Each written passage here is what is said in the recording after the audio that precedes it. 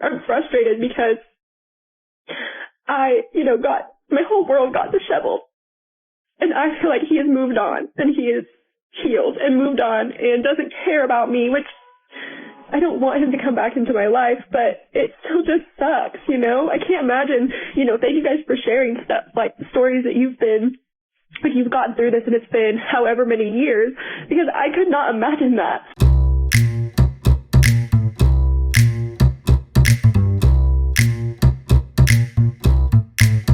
What happens when the person you thought would struggle without you moves on faster than you expected? The court notified me that my final decree of divorce has been approved by the judge. I know that it sucks being alone. I come home and I'm alone. I go everywhere alone. I don't hardly talk to him anymore.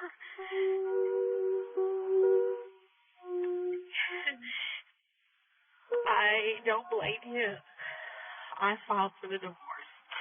So I'm sure people are wondering, well, you filed. Why are you so upset? Why are you crying? Just because you make a decision that you think is going to end up making things better doesn't mean that you have to give up the fact that you love that person or that you did it because you were trying or whatever. I've never met anybody like him. And I've never loved anybody like him either. But I don't want it.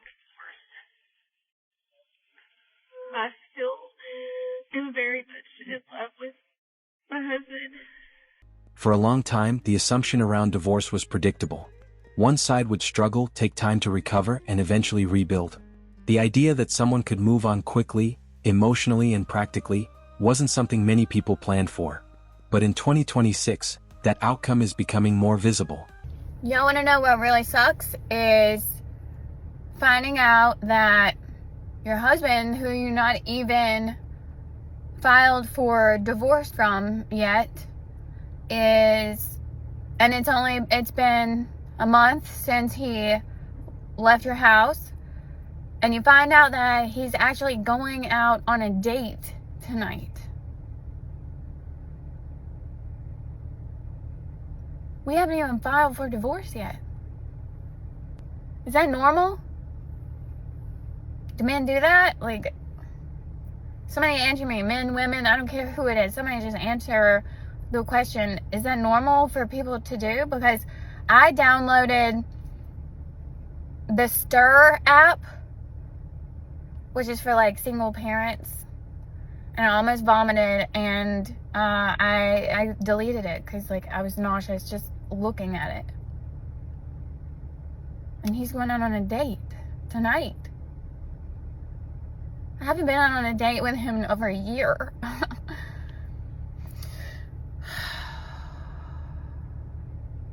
How do you get over that?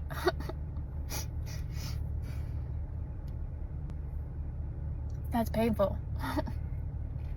Social media has made these reactions impossible to ignore. People openly share their experiences, frustrations, and surprises after separation. And one recurring theme stands out: the shock when an ex-partner adapts faster than expected.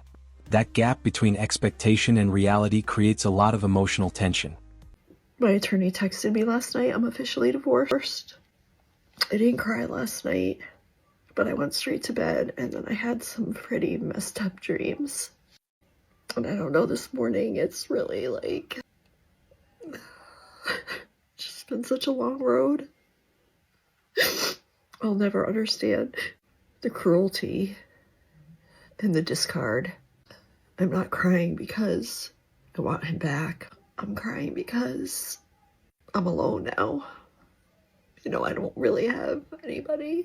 I'm crying because our family's broken up. I'm crying because I only get my kids half time. I'm crying because I have to sell my house and find some place to live. I'm crying because he's off, like, living his best life with somebody new. And I'm still trying to process and heal and become my best self.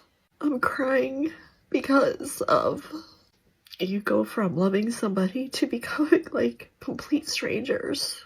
I'm crying for my kids. I'm crying because I'm 52 years old, and the thought of dating sounds terrible. I'm angry because of the lies that were told.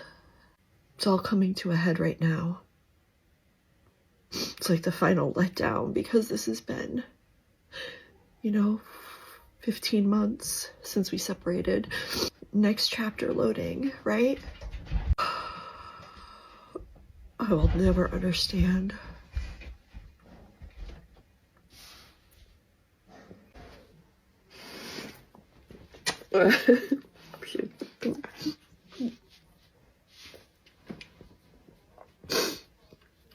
Especially, when they go for somebody who's 15 years younger than you. Here's to being divorced. From one perspective, moving on quickly can feel like a betrayal. It raises questions. Was the relationship valued the same way? Did it mean as much? When one person processes things faster, the other can feel left behind. And that emotional imbalance becomes very public in today's online world. I always used to wonder, why would somebody move on so fast as soon as we break up? How do I next week look on your social media and you're with somebody else? And then I realized the fact of the matter is, you didn't want to be in pain. I'm suffering because I'm not jumping on anybody. So I don't have my mind with somebody else. I'm just thinking about you. You jumped on somebody else and used them as a rebound so you don't have to suffer the pain that I'm suffering. And it's not fair, because when I see it on social media, when I see it on Facebook, it hurts me even more and it puts me in a darker place. And the sad part is, you didn't even give a damn. You still posted it, but you broke my heart, and you go and jump on somebody else so you don't get broken. And then you break me even more because I see it on social media. Sweetheart, I'm telling you right now, you're going to be alone for a very long time if this is the way you want to work your life. For any men and women that jumped into another relationship, it's not because of the fact you're madly in love with them. It's because you're so hurt that you're scared to feel the pain that I'm feeling. So you jump on somebody else, but not realizing that you put me in a difficult situation. And that just sucks. Imagine the person that loved you just jumps on somebody else and you see it. It breaks you. It puts you in a darker place. And it's so sad these days that they move on so fast. But in reality, they just don't want to feel the pain that we're feeling. And it sucks. It really does. At the same time, people cope with separation in different ways. Some take time to reflect and recover. Others focus on rebuilding structure, work, routine, new connections. Neither approach is new, but the visibility of it is. This update comes to you with puffy red eyes because I have been crying for like an hour. It has been over 3 weeks since my husband walked out on me and our family. What's different now is how fast everything happens. Access to social platforms, social circles, and opportunities makes moving forward quicker. The timeline that used to take years can now compress into months. And that speed can feel overwhelming for the person still processing things. I married the nice guy. The guy who made me laugh. I married the guy who was stable, who didn't yell. I married the guy who wasn't afraid to get down on the floor and play with kids. I married the guy who laughed really loudly, who didn't seem to care if anybody was watching. I married the guy who was soft with me, who listened to me on the phone for hours. Spoiler alert, guys, they are separated, heading towards divorce, which is so disappointing, and exactly why so many will say that a man will sacrifice his happiness for his family and a woman will sacrifice her family for her happiness. And it is exactly when loyalty and commitment is not valued over individual happiness. In these situations, 100% of the time, the grass is not greener, and the woman ends up regretting the divorce. But what's unfair and unfortunate for men oftentimes that are committed, that are loyal, they have to go through this sort of loss, and that kind of stinks. There's also the expectation factor. If someone assumes the other person will struggle or take longer, seeing them move on quickly can feel unexpected. It challenges the original perception of the relationship. And that's where most of the emotional reaction comes from. Today's the day that I meet with my therapist. It is the, gotta love my puppy. Start the end of my 30-year marriage. I feel a little sad. Just when I think I couldn't find my smile, guess who found it for me? Hi, Leroy. This is Leroy. Another layer is comparison. Seeing an ex doing well, socially, emotionally, or financially, can amplify feelings. It's no longer just about moving on, but about who is moving on better. And that comparison can make the situation feel more intense than it actually is. So recently I caught up with an old friend and she was telling me that she got divorced, and I was so surprised because her and her husband were such a cute couple and they had been together for 11 years. So I asked her, like, what happened? I figured something bad happened. She's like, honestly, I was just bored. Like, my husband, all he did was work. I was a stay-at-home mom. We had 3 kids and I just got lonely and bored. And she says that when she would bring it up, like, he would take her out, but it was just boring to her. Like, she needed some excitement in her life. She just felt like she was just a mom and a wife, and her husband just wasn't doing that for her. And she had other friends that had, you know, boyfriends, or like they had just got married, and they were always going out, always going on vacation, always partying, like going to the club, going to the bar, hanging out with friends, and they did none of that. And when she would bring it up to her husband would always tell her, like, I gotta work. Like, you know, they had a big house, they had nice things. Like, he was just trying to work. So they ended up getting divorced. And now, you know, she's single, she lives alone, she's working, and she's dating. So then I told her, oh, well, that must be exciting, like dating and stuff. And she's like, no, I fucking hate it. And I was like, why? And she's like, because all they want to do is just have fun. They just want to go to the club. They just want to go to the bar. They just want to hang out, have a good time, and then that's it. She said no one wants to help me out. Like, I'm trying to find someone that's going to help take care of my kids. She's like, I just want someone to be a provider, not just a good time. So I was all like, well, wasn't that what your husband was doing? And she's like, I know. And I guess now her ex-husband is dating someone, like, seriously. They have been divorced for a total of 3 years, and he has been dating this girl for 2 years. She has 2 kids, and they're already living together. She says that he's fully taking care of her. Like, the girl doesn't work, she does that. At the same time, both sides are adjusting in their own ways. What looks like a quick recovery externally doesn't always reflect everything internally. People rebuild at different speeds and in different directions. And social media rarely shows the full picture. I'm like a year and some change out of my 13-year relationship ending. We were married and together from 19 to 32 years old. And the first year was just like this, a lot of bliss and excitement. There was also a lot of like really hard times, but it was like new and exciting still, this like freedom and autonomy and all these things. And now as I'm like heading into year 2, and I'm also in a very new chapter of my life, I'm living in a new place, and I'm somewhere that's very quiet and feels very safe. And so my nervous system is actually like regulating, and I'm noticing a lot of grief coming up. Part of it is that this life that I'm living now is the life I've been dreaming of for many, many years, and was not possible within that old relationship, at least in this way. But I'm also finding like a lot of grief for my younger self. I'm doing some writing about just kind of like my history of relationships and the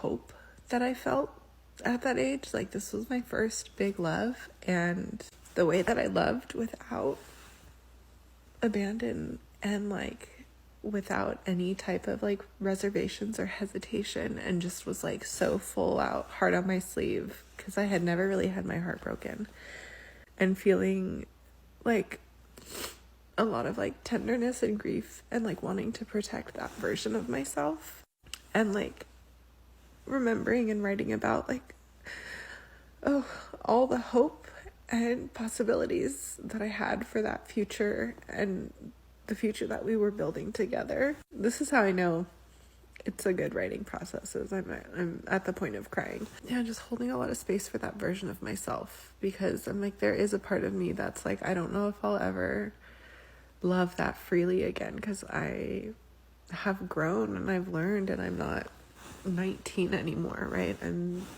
33 and going through a divorce, and it's real life. So I don't know, just holding a lot of love for that version of myself, and sadness that those fantasies didn't come true, and also proud of my current self for realizing that they were also just fantasies and they weren't reality. And it got to a point at the end of our relationship where my therapist asked me, she was like, okay, Ayano, so you keep talking about wanting to like get back to where you were. We're talking about where you guys could be. And she's like, but what are the facts of right now? What are the facts of this moment in reality? What is the truth? And I said what the truth in those moments were. And she was like, okay, so if you woke up 10 years later and this was still the same reality, would you want to be in this relationship? And that was a huge moment for me when I realized I had been living in fantasy for a really long time. And it doesn't mean that the love that my ex and I shared wasn't real, because like part of me wants to say that like I don't think I'll ever know that kind of love again, because it was really special. And I had never been loved and seen like that in my life. And then there's a part of me that's like, bitch, the world is so big and God willing, life will be so long and you're going to know so much love. And so I'm just vacillating between those two right now. Anyways, sending you all so much love and just like holding space for all the complexity of navigating heartbreak and the end of long-term relationships and starting your life over in your early 30s. In the end, this situation highlights something simple. Expectations don't always match reality. And when they don't, the reaction can be strong, emotional, and very visible. Because the real shift in 2026 isn't just how people move on. It's how quickly everyone gets to see it. Men stopped playing by the rules, and now everyone's freaking out. Let's break down why silence has become the loudest move.